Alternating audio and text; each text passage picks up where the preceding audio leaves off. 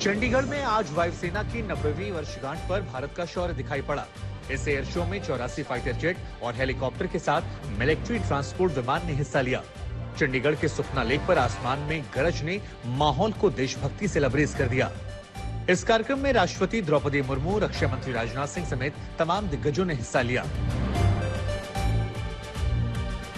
कांग्रेस के नेता राहुल गांधी ने एक बार फिर सावरकर और संघ पर निशाना साधा। भारत जोड़ो यात्रा के दौरान राहुल गांधी ने कहा कि आरएसएस और सावरकर ब्रिटिशर्स की मदद करते थे। उन्होंने सीधा हमला बोलते हुए कहा कि सावरकर को अंग्रेजों से पैसा मिलता था। राहुल गांधी ने कहा कि देश की आजादी के लिए कांग्रेस ने लड़ाई लड़ी। कांग्रेस पर गृहमंत्री अमित शाह ने जमकर हमला बोला। असम के खानापारा में अमित शाह ने कहा कि कांग्रेस के शासन में भारत को तोड़ने की प्रक्रिया हुई और कांग्रेस मूकदर्शक बनी रही, जबकि प्रधानमंत्री नरेंद्र मोदी ने भारत को जोड़ने का काम किया। उन्होंने कहा कि बीजेपी सरकार ने असम में शांति स्थापित की है। गुजरात के चुनावी मौसम में पोस्टर पॉलिटिक्स एक बार फिर शुरू हो चुकी है। केजरीवाल के मंत्री की हिंदू देवी देवताओं की पूजा न करने की शपथ दिलवाने वाले बयान पर बवाल मचा हुआ है। बीजेपी इसे बड़ा मुद्दा बना रही है।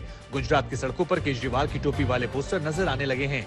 इस पर केजरीवाल ने बीजेपी पर पलटवार करते हुए कहा कि ये लोग मुझसे नफरत करते हैं, इसीलिए जगह जगह गुजरात में पोस्टर लगा रहे हैं। बिहार के सीएम नीतीश कुमार ने चुनावी रणनीतिकार प्रशांत किशोर पर पलटवार किया है। नीतीश ने कहा कि प्रशांत किशोर जेडीयू का कांग्रेस में विलय करवाना चाहते थे। इसके साथ ही प्रशांत किशोर के उत्तराधिकारी वाले दावे पर कहा कि ये झूठ है। कांग्रेस अध्यक्ष पद को लेकर शशि थरूर और खड़गे के बीच कड़ी टक्कर है। आज तक से खास बातचीत में शशि थरूर चुनाव के साथ ही कांग्रेस को एक बार फिर से खड़ा करने की योजना तक हर पहलू पर बेबाकी से अपनी राय रखते नजर आए।